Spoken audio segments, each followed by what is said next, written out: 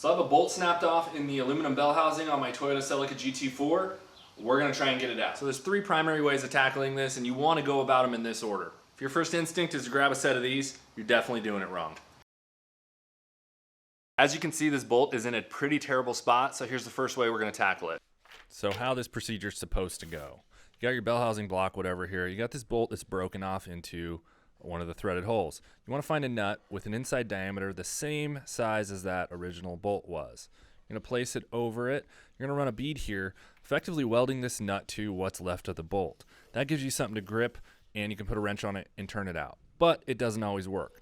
Another option, you can place a washer with the same inside diameter as what's left of that bolt. Weld that to your bolt. This keeps any splatter away from that mating surface, and it allows you to use a nut with an even bigger inside diameter to get more weld surface area to that washer and then try and turn it out.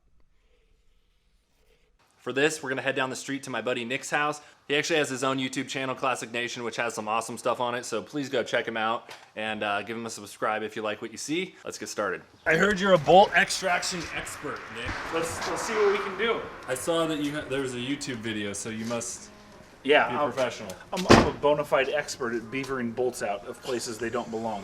Broken bolts, specifically. This is an engineering marvel compared to the LSs that you normally work on. True. But I think we'll let you give it a shot. All right. Think you can pull it off? I don't know. We'll see. That's good. Oh, spooky. Oh, looks like he's doing it.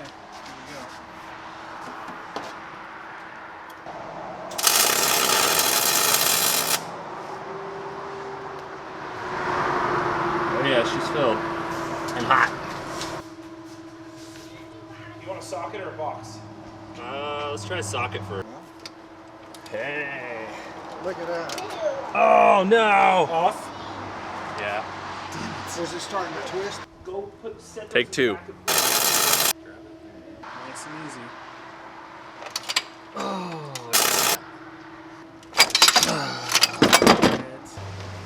No dice. Not today. I really thought that was gonna work. So that is how not to extract a bolt by welding a nut on top of it. So I still always recommend trying to weld it first. It's one of those things that 60% of the time, it works every time. Unfortunately, this was one of the 11% of the time where it just didn't work. I also got a little rowdy on that last one and send it and make sure this thing sticks. And while steel will not stick to aluminum when you're welding, it will melt the shit out of it. So we're a little bit worse off than we were when I started, unfortunately. I'm pretty sure they just went to your run-of-the-mill hardware store, found the cheapest, I don't even think it's a grade 3 bolt, and I'm pretty sure it's SAE to boot. So they just sent that sucker home with the completely wrong threads, and it has just mated itself to that bell housing now. So you might be questioning how aluminum can possibly be that hard that the steel weld gave out before it. When you have dissimilar metals, it actually promotes corrosion. There's a lot higher chance of a steel bolt getting corroded and seizing itself into that aluminum housing than if it was in a piece of steel. So remember step 1 that I said you should never go to first? Well, it's actually step number 2. So we're gonna try the easy outs. So at this point, we've still got that bolt that we attempted to weld stuck inside of the bell housing hole. So we're gonna take an easy out. Now these are designed with a tapered tip that has these flutes cut into them that act like teeth when you're trying to remove that bolt. But in order to use this, get it to work, first you gotta take a drill bit in the center of what's left of that bolt, drill a hole back into it. Now you want your drill bit to be sized so that you can insert about half the easy out before it starts gripping. Then when you twist it out, these flutes or teeth grab the inside diameter of that hole and allow you to hopefully twist that out. However, the main risk to this is these are hardened steel, so they're actually rather brittle. If you end up snapping that easy out tip off in there, now you've got this piece of hardened steel in the middle of what's left of that bolt. You're not going to be able to drill that out. You try to come in here with a larger drill bit, it's just going to mangle it, and you're worse off than before. So roadblock right off the bat, I can't even get my stubby impact driver in here to start drilling this hole for the easy out. Luckily, I was able to borrow one of these 90-degree drills, so we'll see if this guy can fit in there. One challenge is going to be getting that centered because it's so far down there and at such an odd angle. We're going to go ahead and eyeball it to get a guide hole started. We gotta go potty. We got an emergency. Let's go potty. I don't need to go potty. You just said you need to go potty. You want me to say I did that?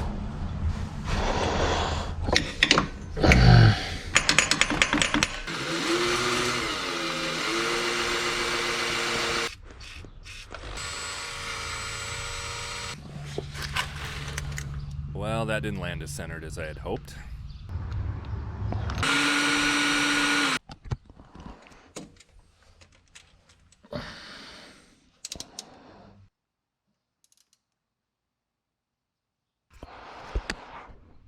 That is just not coming out of there.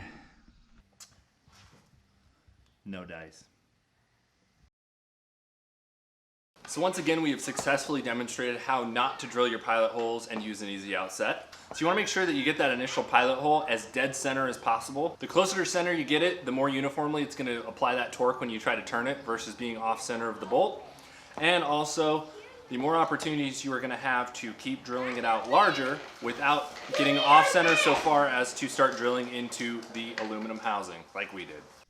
So what I mean by this, you've got your bolt hole. If you start your first pilot hole off center here, each time that you step up that bit size, it's going to get larger and larger. Pretty soon, you're going to be into the edge of the housing while still having some of the bolt remaining on the other side. Now that easy out is going to grip the side of that housing and do absolutely nothing to put torque on that bolt. If you choose to go bigger, now you're starting to remove the aluminum or steel from your block, bell housing, whatever it is. Now you can keep going larger to the size you need for your thread repair, but now you've changed the location of that hole and you've shifted over a bit. So the third and final method is to admit defeat and just accept that you're going to have to drill this out and repair the threads. So this entails drilling the hole that you've already established inside of that broken bolt larger and larger until you've completely removed it, and then placing an insert inside there that will reestablish your original threads. This can be using a helicoil, a time cert, a big cert, or a lock insert, whatever your preference. Helicoil is going to be the most common. They're actually incredibly strong despite what a lot of people think. Time certs are really thin, so you end up drilling out less of the original material. Big certs are rather self-explanatory. They have a much thicker wall, so they're generally used when you're on your second or third repair or the hole is just really mangled. Lock inserts are similar, little thicker walled, and generally used for second repairs or when the hole is messed up a lot.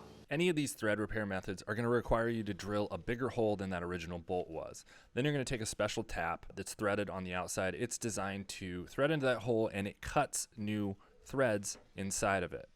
So now you've got a threaded hole again, but it's much too large for that bolt that you need to put inside of it. So there's a special insert. It's threaded on the outside to match those new threads you just cut. However, the inside is also threaded and it is the right size for your bolt, so you can thread that back in. We're going to go ahead and jump to option 4, which I strongly advise you stay away from if there is any way in hell to do so. It's miserable. So as you can see, we've established a cute little half-moon shaped remnant of that bolt inside of our hole. So we're going to take this set of tiny prison files and painstakingly file that thing in half for the next several hours.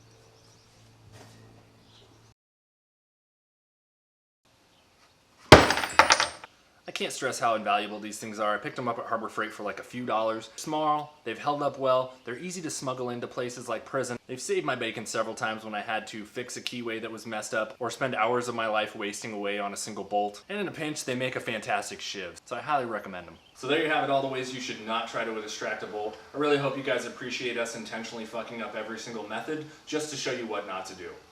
Hope it was helpful. Catch you guys in the next one. My friend with his bike. He hit you with his bike? No!